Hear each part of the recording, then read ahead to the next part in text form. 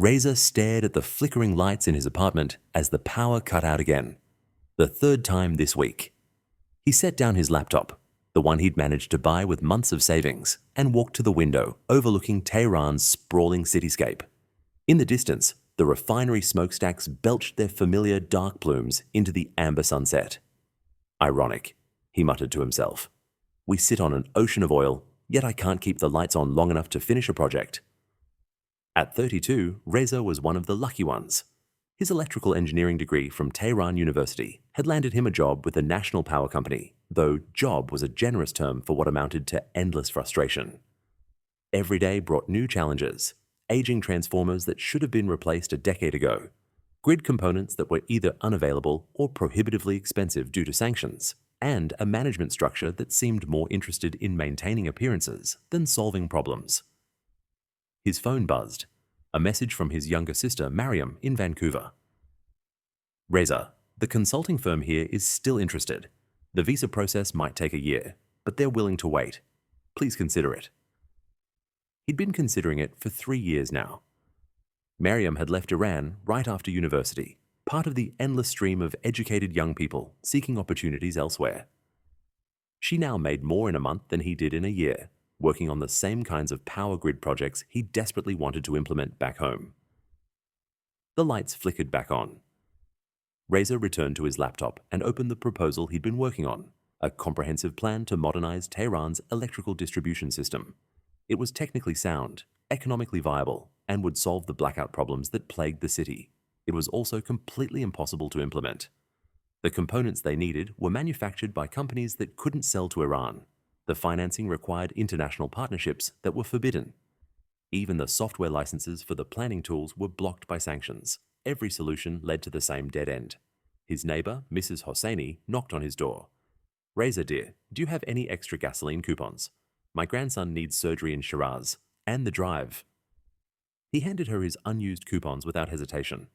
At practically free prices, gasoline was one of the few things that still worked in Iran's favor, though he knew the system was unsustainable. Just last month, his cousin had made more money in a week smuggling subsidized fuel across the border than Reza made in 3 months as an engineer. That night, Reza called his university professor, Dr. Amati, who had become something of a mentor. "Doctor, I've been thinking about Mariam's offer again." There was a long pause. "You know, Reza, I've had this same conversation with dozens of your classmates over the years. Most have left. The ones who stayed?" Another pause. "Well, we do what we can. But what if we all leave? Who's going to fix this place?" "That's the question, isn't it? We need people like you here, but I can't ask you to sacrifice your future for a system that seems determined to waste your talents." After hanging up, Reza walked out onto his balcony.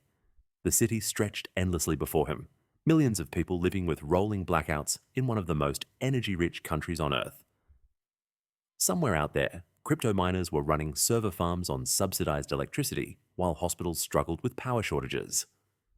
Smugglers were getting rich moving fuel across borders, while engineers like him couldn't get basic equipment to do their jobs. He thought about the young students he sometimes tutored, bright minds full of ideas and ambition. Would they all have to choose between staying and starving their potential or leaving and abandoning their homeland?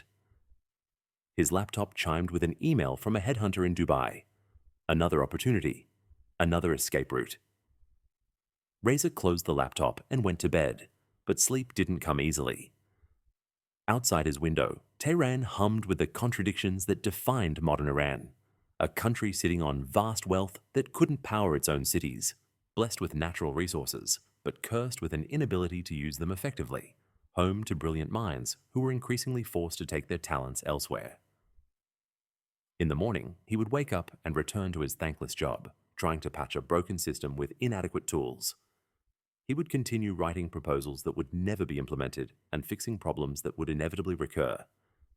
But tonight, in the darkness between one blackout and the next, Reza made a decision. He would give it one more year to see if anything could change, if any of his proposals might find traction, if there was any hope for the country he loved. If not, he would join his sister in Vancouver, becoming another statistic in Iran's brain drain, another engineer who could have helped build a better future, but was forced to build it somewhere else instead. The lights went out again, and in the darkness, Reza wondered if he had already waited too long,